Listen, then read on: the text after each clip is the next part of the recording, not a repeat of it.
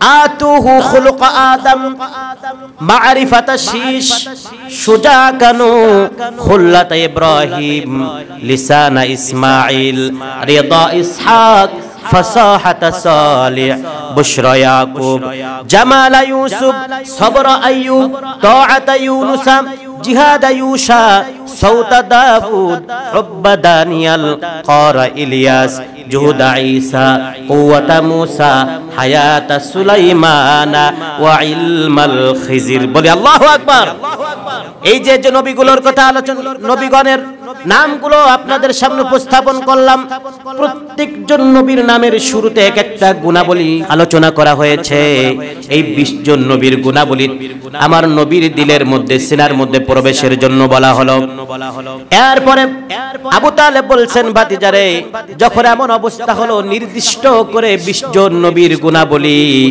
তোমার সিনার মধ্যে ঢুকিয়ে দেওয়ার কথা বলা হলো তখন আবার নতুন করে অদৃশ্য থেকে যেন আওয়াজ ভেসে এলো যেন জানানো হলো একজন নয় দুইজন নয় এমনকি 20 জন নবী নয় বরং তার সিনার মধ্যে तमाम পৃথিবীর মধ্যে শুরু থেকে শেষ পর্যন্ত আদম আলাইহিস সালাম থেকে শুরু করে হযরত ঈসা আলাইহিস সালাম পর্যন্ত নবী যত নবী রাসূলদেরকে দুনিয়ার মধ্যে প্রেরণ করা হয়েছিল সকল নবী রাসূলদের সকল গুনাহবলী তার সিনার মধ্যে ঢুকিয়ে দাও ওয়াকমিজুহু ফি জামিই সাল্লাল্লাহু আলাইহি ওয়াসাল্লাম ওয়াকমিজুহু ফি জামিই আখলাকুন নবী সকল নবী রাসূলদের মধ্যে যে গুণাবলী যে গুণগুলো আল্লাহ পাক রব্বুল আলামিন দিয়েছিলেন সেই গুণগুলো এই ছোট্ট শিশুর মধ্যে প্রবেশ করিয়ে দাও জোরে বলি সুবহানাল্লাহ আসসালামু আলাইকুম ওয়া রাহমাতুল্লাহি ওয়া বারাকাতুহু আলহামদুলিল্লাহি নাহমাদুহু ওয়া নাস্তাঈনুহু ওয়া নাস্তাগফিরুহু ওয়া নাউযু বিল্লাহি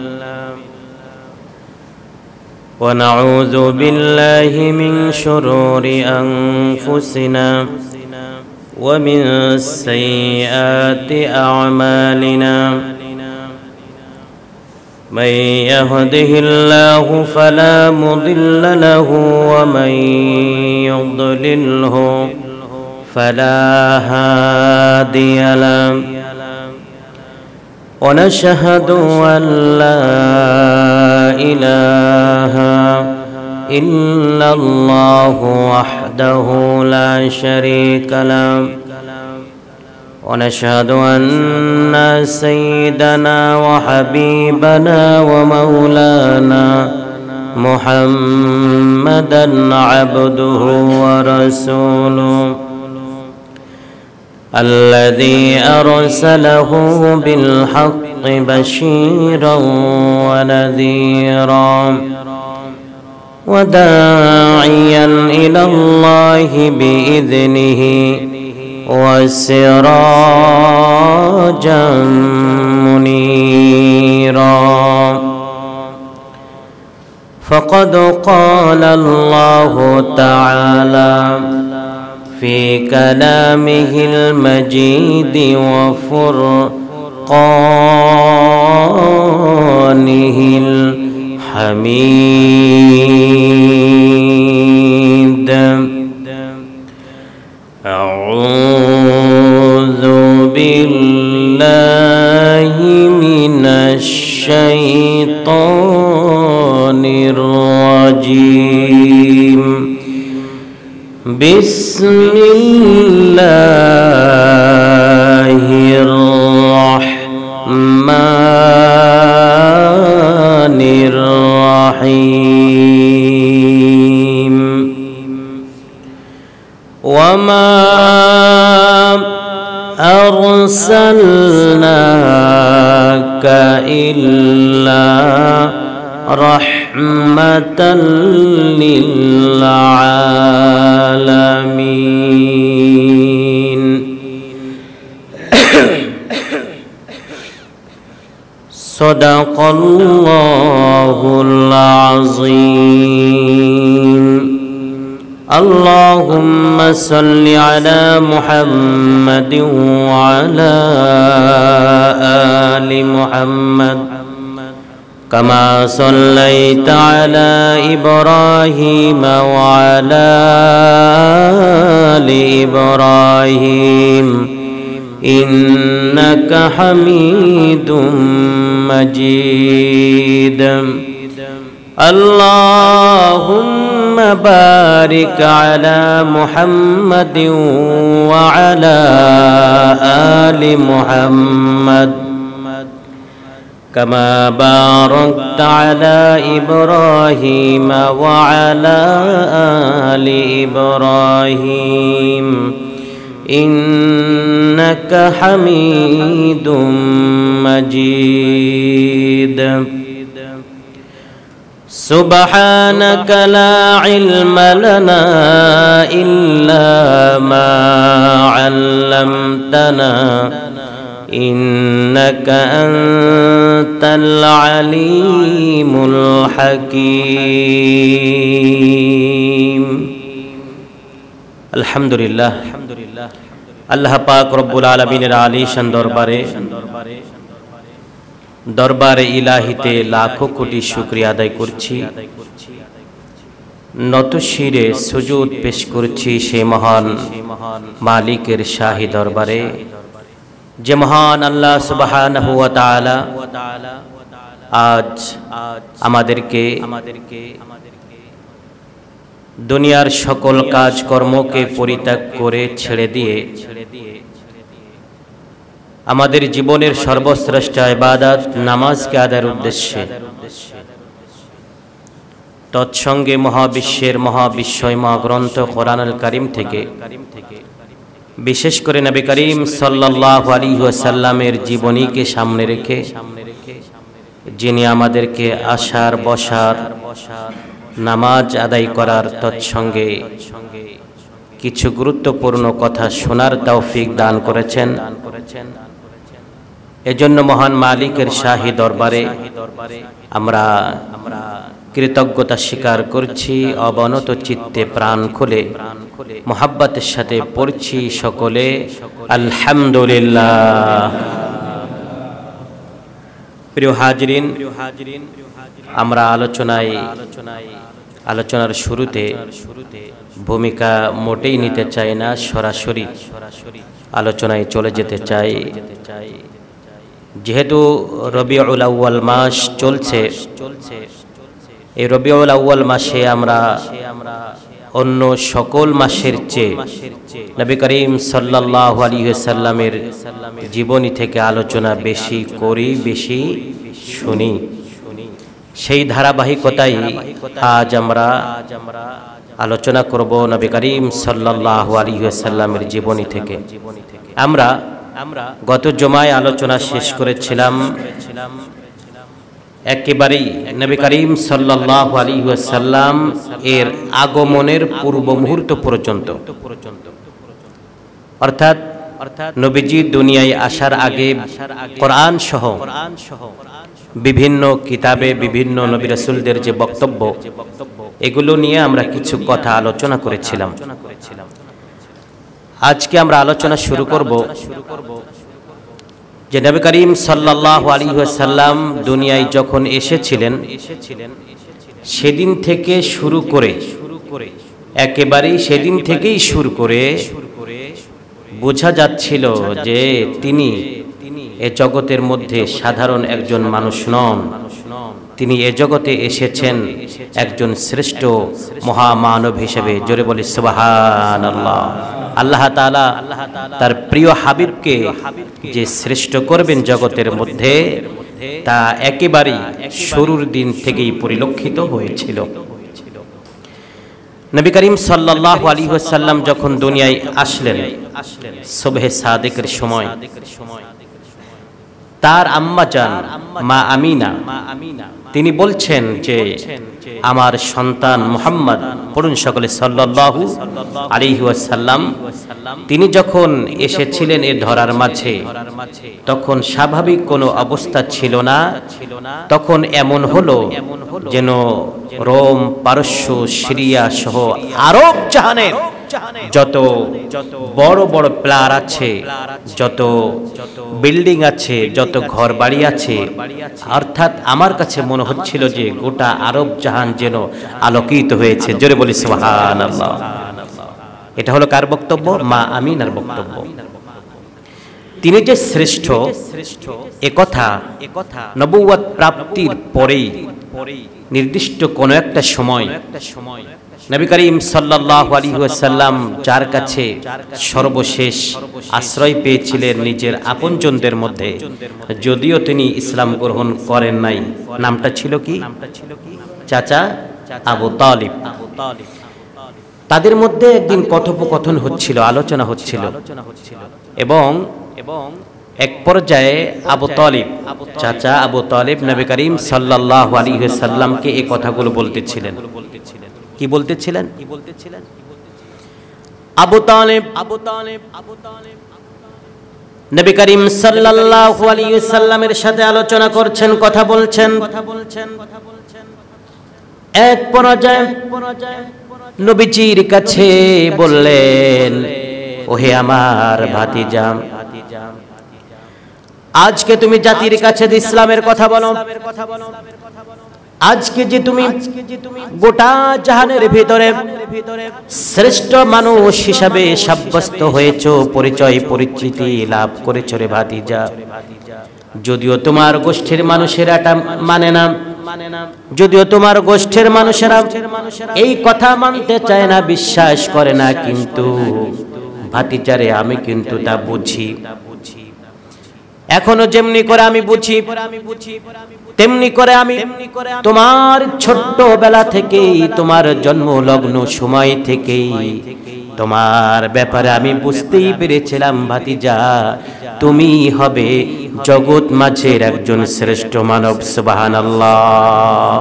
আবু তালিব বলছে, যদিও তিনি ইসলাম ধর্ম গ্রহণ করেন নাই, কিন্তু নবীজিকে আশ্রয়ের ব্যাপারে তার কোনো দ্বিমত ছিল না, তার কোনো দুর্বলতা ছিল না, কোনো দুর্বলতা তার মধ্যে ছিল না। এই আবু তালিব বলছেন, ভাতিজানে, আমি তোমার ছোট্টবেলা থেকে এই বিষয়গুলো অনুধাবন করতাম, বুঝতেই পেরেছিলাম। নবী করিম সাল্লাল্লাহু আলাইহি ওয়াসাল্লাম বললেন, চাচা যান, আপনি যে কথা বলছেন অত্যন্ত গুরুত্বপূর্ণ কথা। আপনার কাছ থেকে আমি জানতে চাই, কিভাবে আপনি অনুধাবন করেছিলেন, বুঝতে পেরেছিলেন যে আল্লাহ পাক রব্বুল আলামিন আমাকে জগতের মাঝে শ্রেষ্ঠ মানুষ করবেন? কেমন করে তা আপনি বুঝতে পারলেন? চাচা আবু তালিব বলছেন, ভাতিজা, এ কথা আমি বুঝতে পেরেছিলাম দুই ভাবে। কয়ভাবে বলুন তো? দুই ভাবে। একটা হলো তোমার মায়ের কাছ থেকে কিছু কথা আমি শুনেছিলাম, তোমার আম্মা জান আমাকে বলেছিল। তোমার মায়ের মুখের বক্তব্য থেকে আমি অনুমান করেছিলাম যে তুমি একদিন, আজ হোক কাল হোক, সময়ের ব্যবধানে তুমি শ্রেষ্ঠ মহামানব হবে জগতের মধ্যে। আরেকটা যেটা আমি আমার নিজের চোখে দেখেছিলাম, ওটা দেখেও আমি অনুধাবন করেছিলাম, বুঝতেই পেরেছিলাম যে এ জগতের মাঝে আল্লাহ পাক তোমার রব তোমাকে শ্রেষ্ঠ মানুষ হিসাবে পাঠিয়েছেন, সাধারণ কোনো মানুষ হিসাবে আল্লাহ পাক তোমাকে পাঠান নাই দুনিয়ার মধ্যে। তবে তুমি যদি তা শুনতে চাও আমি তোমাকে বলতে পারি। এ কথা শুনে নবী করিম সাল্লাল্লাহু আলাইহি ওয়াসাল্লাম চাচা আবু তালিবের কাছে বললেন, চাচা জানো, অবশ্যই আমি শুনতে চাই। এবার চাচা বললেন, ভাতিজারি, তাই যদি শুনতে চাও তাহলে শোনো। যা তোমার মায়ের কাছ থেকে আমি শুনেছিলাম সেটা আগে তোমাকে বলতে চাই, তারপরে আমি তোমাকে বলবো আমি কি দেখেছিলাম নিজের চোখে, আমি কিভাবে বুঝতে পেরেছিলাম যে তুমি শ্রেষ্ঠ মানুষ হবে। এবার আবু তালিব বললেন, আমার ভাতিজারে, তাহলে শোনো, তোমার আম্মাজান আমাকে কি বলেছিল, তোমার আম্মাজান আমাকে কি বলেছিলেন শোনো। আবু তালিব বললেন, ও আমার ভাতিজারে, সাধারণভাবে যখন কোনো একজন সন্তান দুনিয়ার মধ্যে ভূমিষ্ঠ হয়, মাতৃগর্ভে 9 থেকে 10টা মাস মায়ের পেটের মধ্যে থাকে, এমন একটা অবস্থায় থাকে সেখানে বড় দুর্গন্ধের সৃষ্টি হয়। যখন মানুষের জন্ম হয়, হয় না বলেন, যখন সন্তানদের জন্মগ্রহণ হয়, একটা সন্তান যখন জন্মগ্রহণ করে স্বাভাবিকভাবে সেখানে দুর্গন্ধের সৃষ্টি হয়, তার শরীর থেকে দুর্গন্ধ বের হয়, কারণ তখন তার অবস্থাটা বড় নাজুক থাকে। আমার ভাতিজারে শোনো, যেখানে একটা সন্তান দুনিয়ায় জন্মগ্রহণ করার সময়ে দুর্গন্ধের সৃষ্টি হয়, তার শরীর থাকে একবার নাজুক একটা অবস্থা।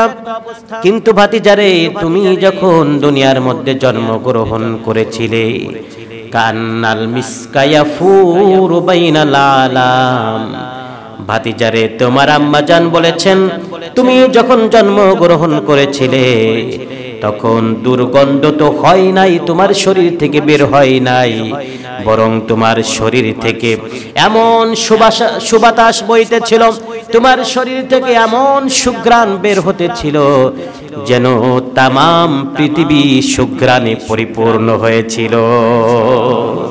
কান্নাল মিসকা ইয়াফুরু বাইনাল আলাম, তোমার শরীর থেকে এত বেশি সুঘ্রাণ বের হয়েছিল, যার কারণে যেই সুঘ্রাণে সমগ্র পৃথিবী যেন আলোকিত, সমগ্র পৃথিবী যেন সুবাসিত হয়েছিল, সুঘ্রাণে পরিপূর্ণ হয়েছিল।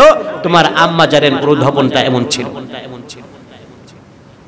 নবী করিম সাল্লাল্লাহু আলাইহি সাল্লাম বললেন, ওহে আমার চাচা, তারপর কি হয়েছিল? আবু তালিব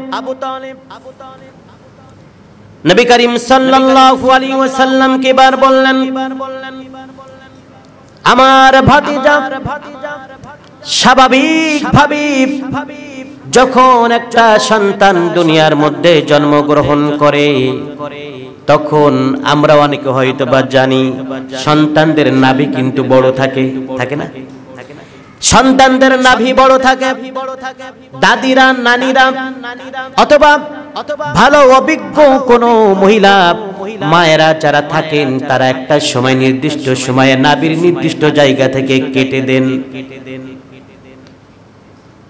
আবু তালেব বলছেন, ভাতিজারি তোমার আম্মা জান বলেছেন তুমি যখন দুনিয়ার মধ্যে জন্মগ্রহণ করেছিলে তখন তোমার নাভিটা বড় ছিল না, লম্বা ছিল না। কে যেন কিভাবে কখন কেটে দিয়েছেন তোমার আম্মা জান দেখেন নাই। মাকতুআস সুররা, তোমার নাভি বড় ছিল না, কাটা অবস্থায় তুমি দুনিয়ার মধ্যে যেন জন্মগ্রহণ করেছিলে। সুবহানাল্লাহ, এমন অবস্থায় তোমার জন্ম হয়েছিল, তোমার নাভি, তুমি হবে শ্রেষ্ঠ মানুষ। তোমার নাভি কে দেখবে, কি অনুমান করবে, মনে কি ভাববে, এই সুযোগ আল্লাহ পাক রব্বুল আলামিন রাখেন নাই। তোমার আম্মা জান বলেছেন যখনই তুমি জন্মগ্রহণ করেছো তখন তোমার নাভি বড় ছিল না, করতন অবস্থায়, কাটা অবস্থায় তোমার জন্ম হয়েছিল। জোরে বলি সুবহানাল্লাহ। এবার আবু তালেব বলছেন, ভাতিজারা শুধু এই পর্যন্ত শেষ হয়ে যায়নি। তুমি যখন জন্মগ্রহণ করেছিলে, আমরা পুরুষেরা যারা জন্মগ্রহণ করি, বিশেষ করে মুসলিম পরিবারে, মুসলমানের ঘরে, সময়ের ব্যবধানে বয়স যখন একটু বাড়তে থাকে, দায়িত্বশীল মা বাবাদের মনের মধ্যে একটা চিন্তা জাগে, ছেলে তো জন্মগ্রহণ করেছে, তার জন্য তো কিছু দায়িত্ব ছিল, যেমন নাম রাখা। নাম রাখার কাজ তো করেছি, আকিকা করে ফেলেছি অথবা করি নাই, সেটাও দায়িত্ব। কিন্তু সন্তানের বয়স এখন 10 বছর হয়ে গেল, 7 বছর হয়ে গেল, 8 বছর হয়ে গেল, বয়স যথেষ্ট হয়েছে। এখন আমাদের একটা দায়িত্ব হলো মা বাবা হিসাবে তাকে একটা কাজ করতে হয়। কি কাজ? খতনা করা। এই খতনা করার দায়িত্ব মা বাবার উপরে থাকে। আবু তালেব বলছেন, ভাতিজারে তুমি একজন শ্রেষ্ঠ মানুষ হবে, তোমাকে খতনা করবে, দুনিয়ার কে তোমার লজ্জা স্থান দেখবে? আল্লাহ পাক রব্বুল আলামিন তোমাকে তো সম্মানিত করবেন, ছোট্টবেলা থেকেই সেটা ঘটেছে। ভাতিজারে জানো কি তোমার আম্মা জান বলেছেন, তুমি যখন জন্মগ্রহণ করেছো দুনিয়ার ভিতরে মাখতুনান, তোমাকে দুনিয়ার কোন মানুষ কোনদিন খতনা করে নাই। আল্লাহ পাক রব্বুল আলামিনের পক্ষ থেকে তোমার খতনার ব্যবস্থা হয়েছিল। সুবহানাল্লাহি ওয়া বিহামদি। আল্লাহ পাক রব্বুল আলামিনের পক্ষ থেকে তোমাকে খতনার ব্যবস্থা করা হয়েছিল। তোমার লজ্জাস্থান দুনিয়ার কোন মানুষ দেখবে আর তোমার সম্মানের হানি ঘটবে, এটা আল্লাহ পাক রব্বুল আলামিন চান নাই। জোরে বলি সুবহানাল্লাহ। এবার আবু তালেব এই কথা বলার পরে এক পর্যায়ে বললেন, ভাতিজা তারপরে কি হয়েছিল জানো কি? তুমি জন্মগ্রহণ করেছিলে সুবহে সাদিকের সময়, এরপরে জন্মগ্রহণ করার পর নির্দিষ্ট একটু সময় যখন অতিবাহিত হয়েছে, তোমার আম্মা জান তোমাকে একটা বিশেষ খাটের উপরে চৌকির উপরে রেখেছে। রাখার পরে নাকি এমন অবস্থা হয়েছিল মাত্র কিছুক্ষণ পরেই তুমি উঠে বসেছিলে। সুবহানাল্লাহ বলে, শুধু উঠে বসো নাই ও ভাতিজা, এবার সেই বসা থেকে তুমি সিজদায় গিয়েছিলে। আর সিজদায় শুধু যাও নাই রে ভাতিজা, সিজদা থেকে উঠে তুমি বিড়বিড় বিড়বিড় করে তোমার মুখ দিয়া কি যেন বলতেছিলে, কুলতু মা কুলতু, কি যেন বলতেছিলে, যা তোমার আম্মা জান অনুধাবন করতে পারে নাই, শোনে নাই, বোঝে নাই। তবে তোমার আম্মা জান নাকি এতটুকু অনুমান করতেছিলেন, তুমি যখন পিট পিট করে বিড়বিড় করে মুখ দিয়া কিছু একটা বলতেছিলে, তখন তোমার তাশাহুদ আঙ্গুল উঁচু করতেছিলে। আর এই আঙ্গুলটা যখন উঁচু করতেছিলে ভাতিজা, তখন নাকি সমগ্র আরব জাহান আলোকোজ্জ্বলময় হয়েছিল। সুবহানাল্লাহ। ভাতিজা এটা সাধারণ কোনো বিষয় নয়, এটা সাধারণ কোনো বিষয় নয় রে ভাতিজা, যে তুমি তাশাহুদ আঙ্গুল উঁচু করেছিলে আর আরব জাহান যেন আলোকোজ্জ্বলময় হয়েছিল। বিশেষ করে তোমার বাড়ির আশপাশের যত বিল্ডিং ছিল, যত ঘর বাড়ি ছিল, তোমার আম্মা জান সেই আলোয় পুরো ঘর বাড়ি যেন দেখতে পাচ্ছিল। সুবহে সাদিকের সময়, সুবহে সাদিকের সময় তো আসলে আলো তো একবার পরিষ্কার হয় না, হয় নাকি? হয় না, অন্ধকার অন্ধকার একটা ভাব থাকে, তারপরও তিনি সব কিছু পরিষ্কার করে দেখতে পাচ্ছিলেন। ও আমার ভাতিজা, তোমার আম্মা জান বলেছেন, এমন অবস্থা যখন হলো, এমন অবস্থা যখন হলো, তখন তোমার আম্মা জানের ভালো লাগতেছিল, আবার একটু ভয় লাগতেছিল। কিন্তু এই অবস্থা যখন দীর্ঘ সময় চলতে লাগলো, এক পর্যায়ে তোমার আম্মা জান একটু ভয় পাচ্ছিলেন। তখন তার মনের মধ্যে এত কষ্ট জাগ্রত হলো যে বনি হাশিম গোত্রের কোন মানুষ, এমন ঘটনা ঘটে যাচ্ছে আমার ঘরের মধ্যে, বনি হাশিম গোত্রের কোন মানুষ আমার ঘরের খবর নিচ্ছে না। এক পর্যায়ে তোমার আম্মা জান মুখ দিয়ে বলে ফেললেন, ওয়াইলুল লিবানি হাশিম, হাশিম গোত্রের মানুষেরা মরে যাক, ধ্বংস হয়ে যাক, আমার ঘরে এত কিছু ঘটে যাচ্ছে, আমার মধ্যে এত টেনশন বিরাজ করছে, অথচ আমার ঘরের খবরটা কেউ রাখতেছে না বনি হাশিম গোত্রের। এমন অবস্থা যখন হলো ভাতিজারে, তোমার আম্মা জান বলছে, এমন ভাবে চলতে চলতে এক পর্যায়ে তোমার আম্মা জান ঘরের চালের দিকে খেয়াল করেছে, চালটা যেন ছিদ্র হয়ে গেছে। ওই ছিদ্র জায়গা থেকে আস্তে আস্তে করে ঘরের মধ্যে কুয়াশা ঢুকতেছিল। এক পর্যায়ে কুয়াশা ঢুকতে ঢুকতে ঘরটা যেন আবার নতুন করে একটা অন্ধকারের ভাব তৈরি হয়েছে। সুবহে সাদিক হওয়ার পরে কিছুক্ষণ পরে বাহিরে আলোকোজ্জ্বলময় অবস্থা হয়েছে, এদিকে ঘরের মধ্যে কুয়াশা ঢুকে ঢুকে ঘরটা কি হয়েছে, অন্ধকার একটা ভাব হয়েছে। এই অন্ধকারের ভাব যখন তৈরি হয়েছে, তোমার মায়ের কান পর্যন্ত যেন অদৃশ্য থেকে আওয়াজ এসে পৌঁছালো, গায়বু হাযাত তিফল, এই শিশুটাকে এই মুহূর্তে গায়েব করে দিতে হবে, গায়েব মানে কি অনুপস্থিত, নাই করে দিতে হবে। গায়িবু হাযা তিফল, এই শিশুটাকে গায়েব করে দাও, আওয়াজ তার কানের মধ্যে ভাসতেছে। শুধু এই আওয়াজ পর্যন্ত শেষ হয়ে যায় না রে ভাতিজা, তোমার আম্মা জানের কান পর্যন্ত যেন আওয়াজ পৌঁছালো, সিরু মাশারিকাল আরদি ওয়া মাগারিবাহা, সিরু তাকে ভ্রমণ করাও, মাশারিকাল আরদি ওয়া মাগারিবাহা, পূর্ব থেকে পশ্চিমে অর্থাৎ তামাম পৃথিবী জুড়ে তাকে ভ্রমণ করাও। উদ্দেশ্য কি?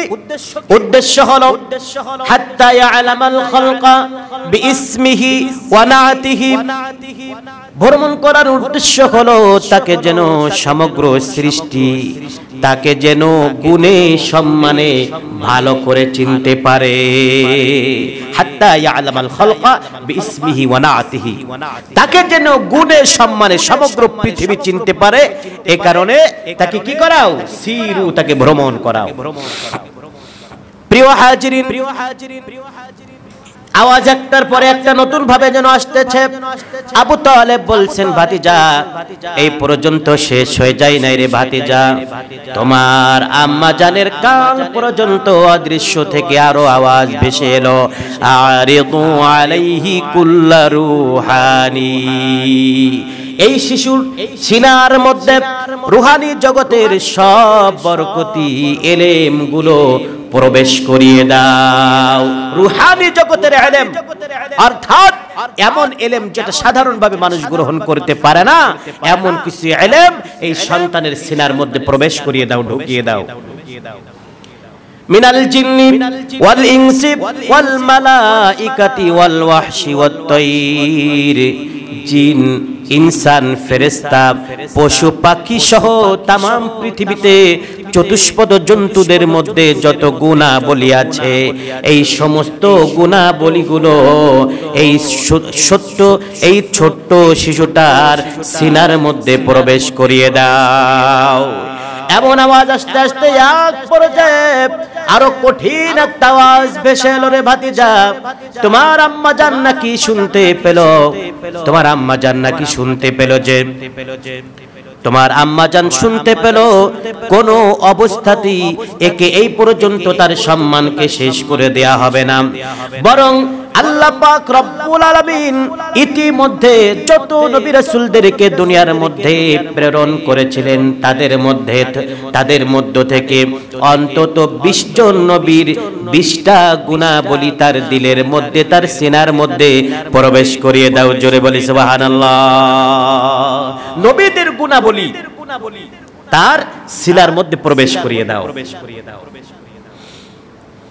এরপরে কিছু কিছু নবীদের কথা আলোচনা হলো, যেমন আতুহু খুলুক আদম মারিফাতা শীশ সুজাকানু খুল্লাত ইব্রাহিম লিসানা ইসমাঈল রিদা ইসহাক فصاحة صالح بشرى يعقوب جمال يوسف صبر أيوب طاعة يونس جهاد يوشع صوت داود حب دانيال قار إلياس جهد عيسى قوة موسى حياة سليمان وعلم الخزر বলি আল্লাহু আকবার।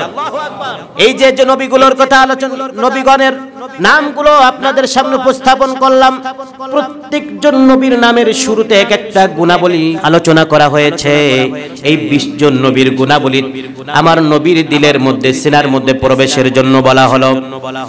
এরপরে আবু তালেব বলছেন, ভাতিজারে যখন এমন অবস্থা হলো নির্দিষ্ট করে 20 জন নবীর গুণাবলী তোমার সিনার মধ্যে ঢুকিয়ে দেওয়ার কথা বলা হলো, তখন আবার নতুন করে অদৃশ্য থেকে যেন আওয়াজ ভেসে এলো, যেন জানানো হলো একজন নয়, দুইজন নয়, এমনকি 20 জন নবী নয়, বরং তার সিনার মধ্যে তামাম পৃথিবীর মধ্যে শুরু থেকে শেষ পর্যন্ত আদম আলাইহিস সালাম থেকে শুরু করে হযরত ঈসা আলাইহিস সালাম পর্যন্ত নবী, যত নবী রাসূলদেরকে দুনিয়ার মধ্যে প্রেরণ করা হয়েছিল, সকল নবী রাসূলদের সকল গুনাহবলী তার সিনার মধ্যে ঢুকিয়ে দাও। ওয়াকমিজুহু ফি জামিই সাল্লাল্লাহু আলাইহি ওয়াসাল্লাম, ওয়াকমিজুহু ফি জামি' আখলাকুন নবী, সকল নবী রাসূলদের মধ্যে যে গুণাবলী, যে গুণগুলো আল্লাহ পাক রব্বুল আলামিন দিয়েছিলেন, সেই গুণগুলো এই ছোট্ট শিশুর মধ্যে প্রবেশ করিয়ে দাও। জোরে বলি সুবহানাল্লাহ। আমাদের কি মনে হয় নবী করিম সাল্লাল্লাহু আলাইহি ওয়াসাল্লামের মধ্যে সকল নবীদের গুণ ছিল কি ছিল না? ছিল। এটা আমরা অনুধাবন করতে পারবো না, কোরআন এবং হাদিস তা প্রমাণ করেছে অনেক। প্রিয় হাজিরিন, এই কথাগুলো যখন আলোচনা হচ্ছিল,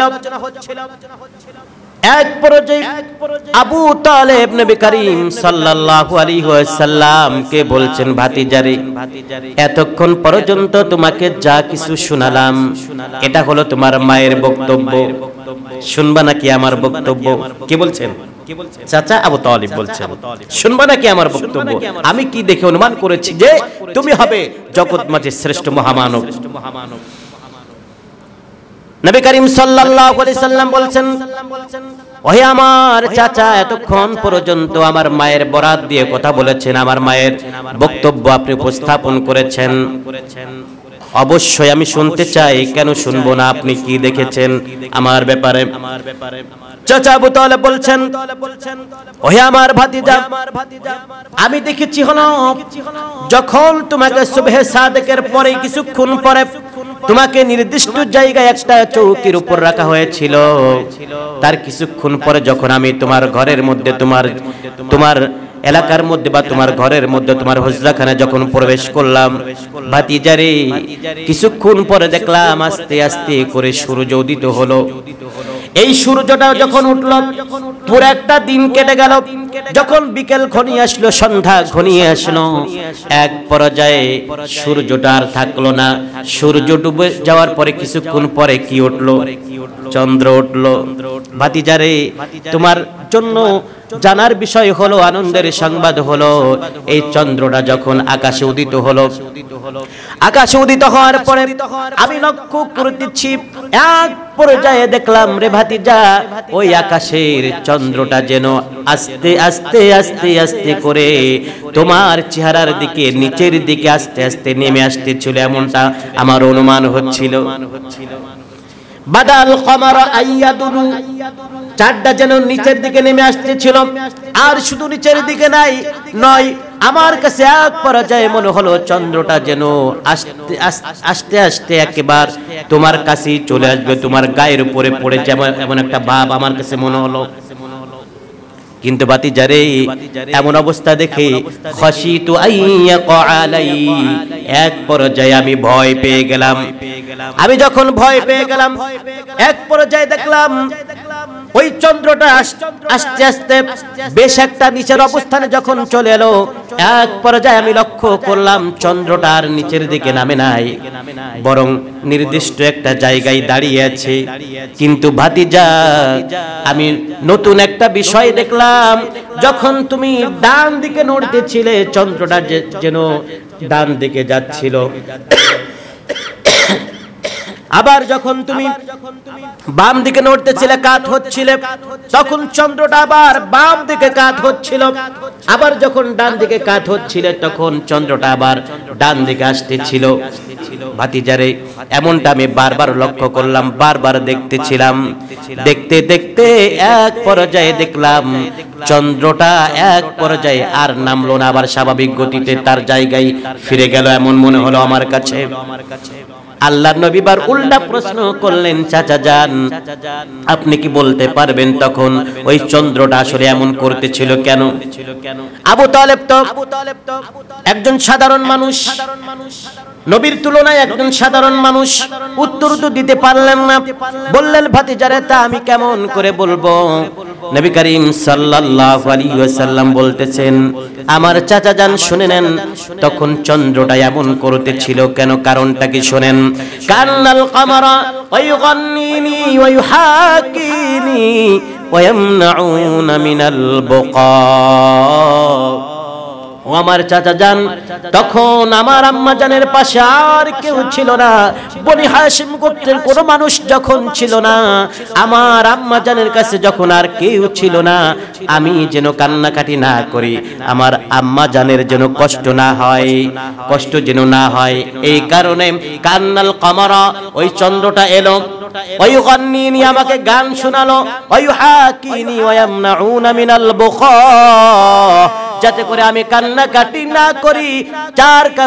তার কারণে ওই চন্দ্রটা বারবার আমাকে সুন্দর গান শোনাচ্ছিল। জোরে বলি সুবহানাল্লাহ। চাচা দেন, এই ছিল খবর, এই ছিল বাস্তবতা।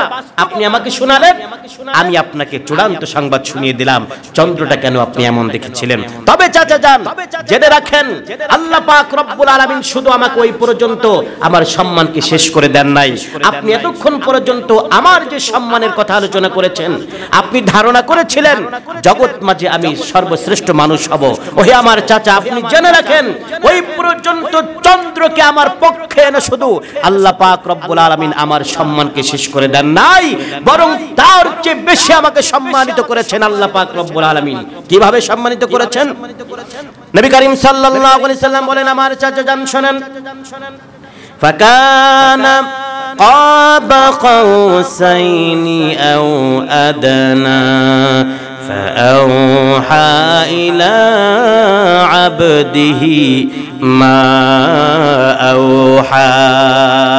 আমার চাচা যান, আল্লাহ পাক রব্বুল আলামিন আমার জীবনে অনেক বেশি সম্মানের দিক আমাকে দেখিয়েছেন, কিন্তু চাচা যান, সব থেকে বেশি আমাকে সম্মানিত করেছেন ওই দিন যেদিন তার দিদারে আল্লাহ পাক আমাকে ধন্য করেছেন। সুবহানাল্লাহ।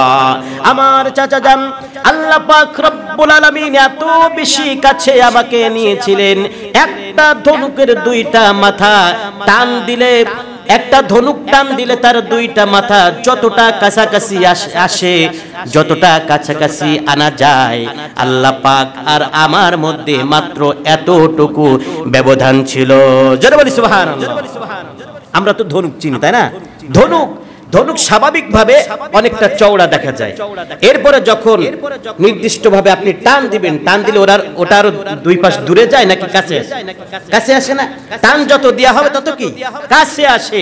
নবী করিম সাল্লাল্লাহু আলাইহি ওয়াসাল্লাম সে বক্তব্য আল্লাহ পাক জানিয়েছেন, ফাকানা কাবা কাউসাইনি আও আদনা ফাআউহা ইলা আবদিহি মা আওহা। আল্লাহ পাক রব্বুল আলামিন তার প্রিয় হাবিব তথা আমাকে এত বেশি সম্মানিত করেছেন, এত বেশি সম্মানিত করেছেন যে একটা ধনুককে টান দিলে তার দুই মাথা যতটা কাছে আসে, আমার আল্লাহ পাক রব্বুল আলামিন আমাকে অত বেশি কাছে নিয়ে আমাকে বেশি সম্মানিত করেছেন। জোরে বলি সুবহানাল্লাহ। তবে চাচা, দুঃখের ব্যাপার হলো আমি সেই আপনার ভাতিজা মুহাম্মদ সাল্লাল্লাহু আলাইহি ওয়াসাল্লাম, আপনি আমাকে এতটা আশ্রয় দিয়েছেন, আপনি আমাকে সাহায্য করেছেন, কাফের বেঈমান মুশরিকদের কাছ থেকে, তাদের হাত থেকে অনেক বেশি চেষ্টা করেছেন। আল্লাহ পাক আপনার মাধ্যমে আমাকে অনেক সম্মানিত করেছেন, রক্ষা করেছেন অনেকের হাত থেকে। তবে চাচা যান, দুঃখের ব্যাপার হলো আপনি তো আমার কাছ থেকে সেই কালিমাটি আজ পর্যন্ত গ্রহণ করলেন না, লা ইলাহা ইল্লাল্লাহু মুহাম্মাদুর রাসূলুল্লাহ সাল্লাল্লাহু আলাইহি ওয়াসাল্লাম। চাচা, আপনি আমার কাছ থেকে তো এই কথাটা গ্রহণ করলেন না। নবী করিম সাল্লাল্লাহু আলাইহি সাল্লাম এমন একটা সময় এত সুন্দর করে বলার পরেও আপনারা যতটুকু ইতিহাস জানেন, জেনে থাকলে বলবেন, সেই আবু তালেব কি নবীজির কাছ থেকে সেই ইসলাম গ্রহণ করেছিলেন? কালেমা গ্রহণ করেছিলেন? কালেমা গ্রহণ করেন নাই। উনি আন্তরিকভাবে বলেন নাই। নবী করিম সাল্লাল্লাহু আলাইহি ওয়াসাল্লামকে ভালোবেসেছেন ঠিকই, কিন্তু নবীকে নবী হিসাবে কি গ্রহণ করেন নাই, মানার ক্ষেত্রে নবী হিসাবে গ্রহণ করেন নাই। প্রিয় হাজিরিন, সেই কথা আজও আমাদের উপরে বর্তায়। আমরা কি মনে করছি যে আমরা শুধুমাত্র লা ইলাহা ইল্লাল্লাহ মুহাম্মাদুর রাসূলুল্লাহ সাল্লাল্লাহু আলাইহি সাল্লাম, আল্লাহ পাক আমার রব আর মুহাম্মদ সাল্লাল্লাহু আলাইহি সাল্লাম আমার নবী, একথা বললেই আমাদের জীবনে আমরা আমরা মুমিন হয়ে যাব, ইমানদার হয়ে যাব, মরে গেলে আমাকে কবরস্থ করবে বিসমিল্লাহি ওয়া আলা মিল্লাতি রাসূলিল্লাহ। আর সারাটা জীবন ধরে ইসলামের বিরুদ্ধে, কোরআনের বিরুদ্ধে, ইসলামওয়ালাদের বিরুদ্ধে, কোরআনওয়ালাদের বিরুদ্ধে, ইসলামের সকল বিধানের উপরে আঘাত করে আমার জীবনটা চালালাম, আর বিসমিল্লাহি ওয়া আলা মিল্লাতি রাসূলিল্লাহ পড়ে পড়ে আমাকে কবরস্থ করলো, আর আমি জান্নাতি হয়ে গেলাম। এটা কি সম্ভব বলে মনে হয়? না, কোন অবস্থাতে সম্ভবপর হবে না, হবে না এবং হবে না, যদি কিনা আমরা আন্তরিকভাবে নবী করিম সাল্লাল্লাহু আলাইহি সাল্লামের আদর্শ অনুযায়ী জীবনটাকে পরিচালনা করতে না পারি, সত্যিকারে আল্লাহ পাক রব্বুল আলামিনের হুকুম আহকাম অনুযায়ী জিন্দেগিটা পরিচালনা যদি করতে না পারি, এভাবে সারাটা জীবন ধরেও যদি আমরা নবীর আদর্শের কথা শুনি, তার সিরাত শুনি, তার সূরত শুনি, তার ভালো কথাগুলো শুনি, তারপরেও কোনো কাজ হবে না, যদি কিনা আমরা নবী করিম সাল্লাল্লাহু আলাইহি সাল্লামের আদর্শের মধ্যে পুঙ্খানুপুঙ্খরূপে আমার জীবনটাকে ফিট না করতে পারি, কোনো কাজ কি হবে না।